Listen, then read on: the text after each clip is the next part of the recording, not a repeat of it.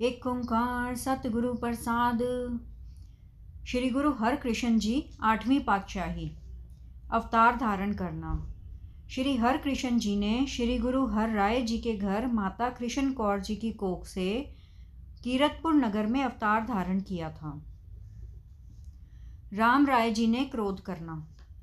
गुरु जी के ज्योति ज्योत समाने से 13वें दिन के पश्चात ही श्री हरकृष्ण जी को सब संगत ने गुरु गद्दी के आसन पर बिठाकर दस्तार बंदी कर दी। सब सिख सेवकों ने आपको गुरु मानकर भेंट अर्पण की।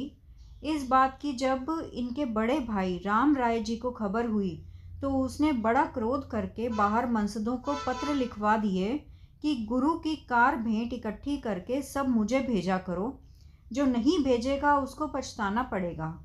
राम राय ने यही न किया, बल्कि उसने गुस्से में आकर दिल्ली जाकर औरंगज़ेब को कहा कि मेरे पिताजी ने मेरे साथ बहुत अन्याय किया है। गुरु गद्दी पर बैठने का मेरा हक था, परंतु मुझे छोड़कर मेरे छोटे भाई को, जिसकी उम्र केवल 5 साल की है, उसको गुरु गद्दी पर बिठा दिया है।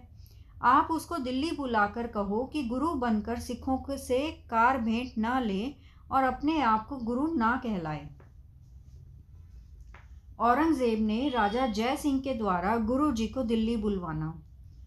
राम राय जी के बहुत कुछ कहने के कारण बादशाह ने मजबूर होकर राजा जय सिंह सवाई को कहा कि आप अपना कोई विशेष आदमी भेजकर गुरु जी को दिल्ली मंगवा लो। बादशाह का हुक्म मानकर राजा जय सिंह सवाई ने अपने मंत्री को चिट्ठी देकर गुरु जी को बड़े सत्कार सहित दिल्ली लाने के लिए कीरतपुर भेजा। गुरु जी का दिल्ली आना।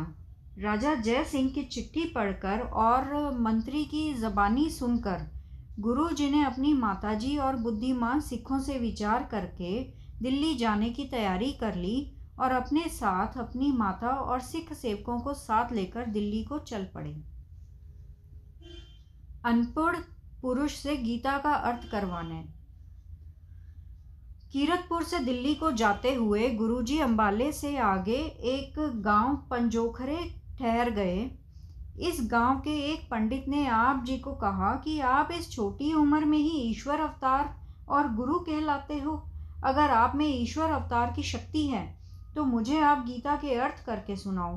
पंडित की यह तर्कमय बात सुनकर गुरु जी ने कहा, पंडित जी, अगर आपने गीता के अर्थ सुनने हैं तो आप किसी आदमी को अपने गांव में से ले आओ, उससे गीता के अर्थ हम आपको सुनवा देंगे। गुरु जी की यह बात सुनकर पंडित जी एक अनपढ़ जीवर को लेकर आ गए। गुरु जी ने उस जीवर को हाथ मुंह धुलवा कर एक आसन पर बिठा दिया और अपने हाथ की छड़ी उसके सिर पर रखकर कहा कि पंडित जी को गीता के अर्थ करके सुनाओ।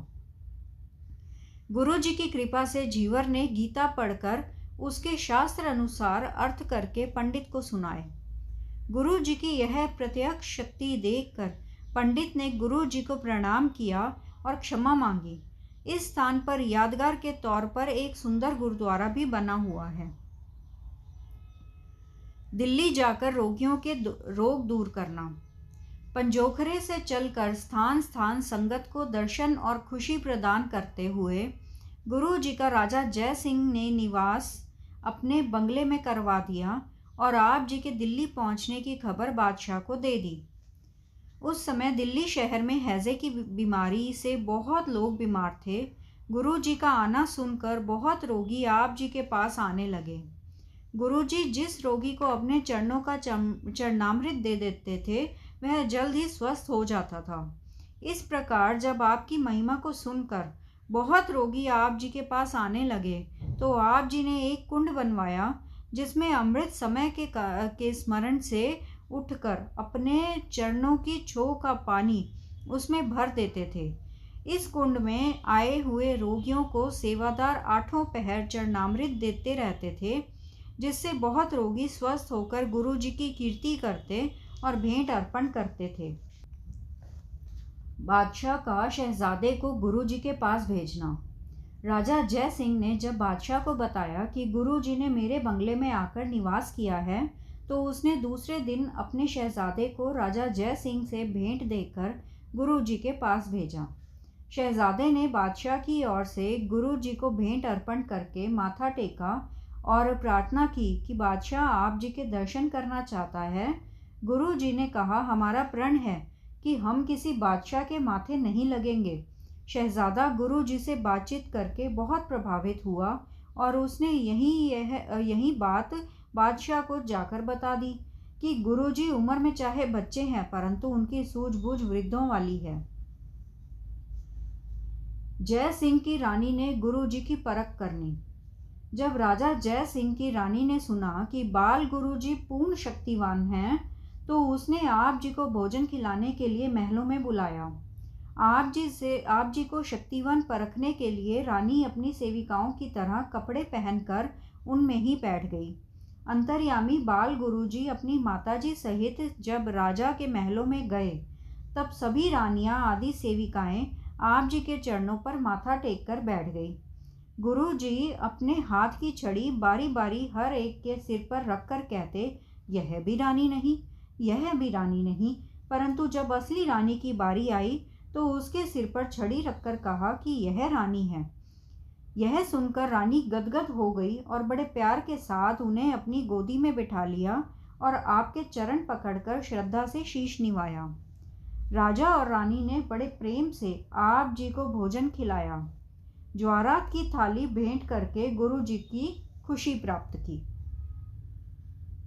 गुरु जी को शीतला। रानियों से वापस आकर कुछ समय के पश्चात गुरु जी को बुखार हो गया, जिससे सिखों और माता जी को चिंता हो गई। इस बुखार के साथ दूसरे दिन ही गुरु जी को शीतला निकल आई। जब 1-2 दिन इलाज करने से बीमारी को कोई फर्क न पड़ा, तो इसको छूत की बीमारी समझकर राजा जय सिंह के बंगले से आप जी को यमुना नदी के किनारे तलेखरी में तंबू कनातें लगवाकर भेज दिया। ज्योति जोत समाना। यहाँ यमुना नदी के किनारे गुरु जी को 2 दिन और 2 रातें बहुत कष्ट रहा, जिससे आप जी की हालत बहुत खराब हो गई। सिखों ने प्रार्थना करके पूछा कि महाराज, संगत के लिए क्या आज्ञा है? किसके जिम्मे लगाकर चले हो?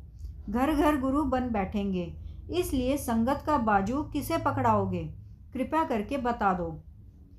इसके उत्तर में गुरु जी ने अपने मनसद भाई गुरबखश के से 1 और 5 पैसे मंगवा कर थाल में रखकर उनको माथा टेक कर कहा कि बाबा बस ज गराम बकाले, बन गुरु संगत सकल संभाले। यह वचन करके आप जी कुश के आसन पर चादर तान कर लेट गए और शरीर त्याग कर स्वर्ग सिधारे। श्री गुरु हरकृष्ण जी 5 साल 2 महीने की उम्र में गुरु गद्दी पर बैठकर 2 साल 5 महीने गुरुत्व करके ज्योति जोत समा गए। सतनाम सतनाम सतनाम जी, वाहे गुरु जी। सतनाम सतनाम सतनाम जी, वाहे गुरु जी।